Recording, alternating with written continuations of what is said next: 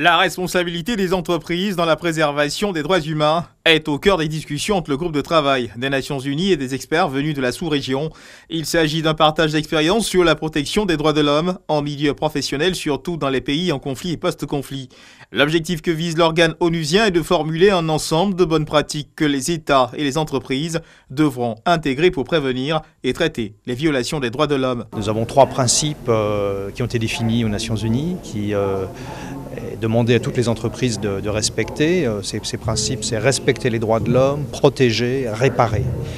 Comment le faire, comment le mettre en place, en particulier dans des pays qui sont peut-être plus fragiles que d'autres. C'est là l'enjeu, c'est là la discussion d'aujourd'hui qui devrait déboucher sur des recommandations. Ces recommandations doivent être présentées à l'Assemblée générale des Nations Unies pour servir de guide aux entreprises. La Côte d'Ivoire, quant à elle, enregistre de nombreuses avancées en matière de droits humains.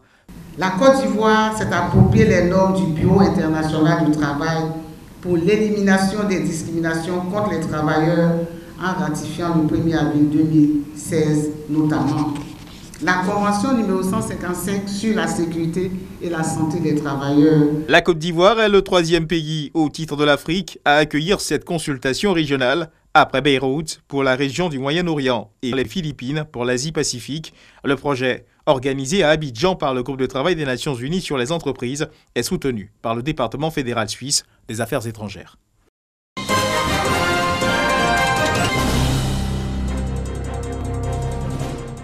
Lycée moderne de Dembokro.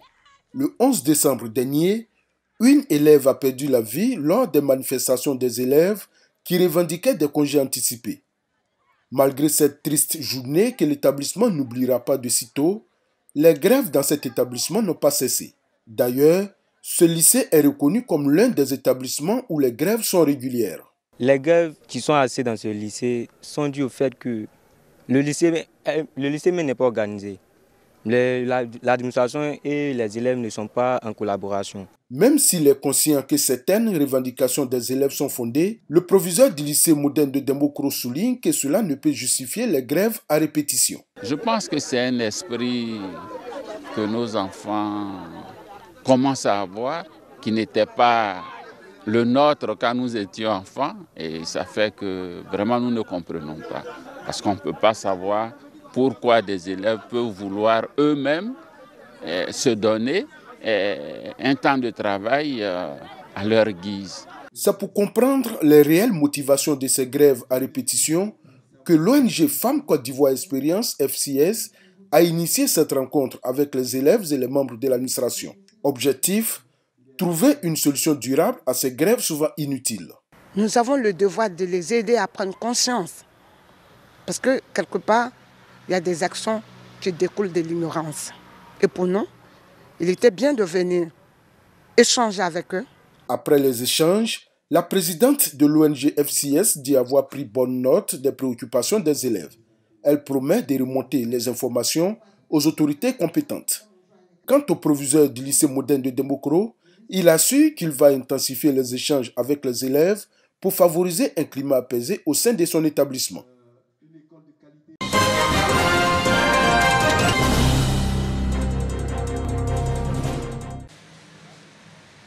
L'heure du choix a sonné. Ce samedi, la parole est au peuple. Les citoyens togolais, dès les premières heures de la journée, sont déjà présents, impatients de voter. Compte tenu de l'affluence par le passé, on se disait que il fallait être là très tôt le matin pour pouvoir accomplir nos devoirs civiques et repartir encore très tôt. Dans le centre du collège protestant, à Toncoin, avant l'ouverture officielle, les équipes de la commission nationale indépendante CENI vérifient le matériel. Nous sommes en train de préparer l'urne pour commencer le vote. Et bon, pour le moment, tout va bien. Et j'espère que ça ira pour le mieux. 3 614 056 électeurs repartis dans 9 389 bureaux votent pour choisir qui des 7 candidats sera leur futur président. Jean-Pierre Fabre et Agbayome Kodjo ont voté avant la mi-journée. Pour avoir beaucoup travaillé, je suis confiant. La mobilisation me rassure. 3 heures après le démarrage du scrutin, le coordonnateur du lycée Kodjo Viakopé se prononce. Les bureaux ont ouvert ce matin avant 7 h, l'heure qui est prévue par la CENI pour démarrer donc l'opération de vote pour cette élection présidentielle 2020. Les délégués sont donc en place. C'est une ambiance bon enfant depuis 7 h ce matin. Chacun vient accomplir avec joie ce devoir civique. La particularité de cette élection, c'est que les Togolais de la diaspora inscrits sur les listes électorales pourront voter dans les mêmes conditions que leurs compatriotes. Pour l'instant, tout se déroule normalement dans le calme et la discipline, sous le regard des observateurs nationaux et internationaux et en présence des forces de sécurité. Environ 10 000 ont été déployés sur toute l'étendue du territoire pour garantir la sécurité du scrutin.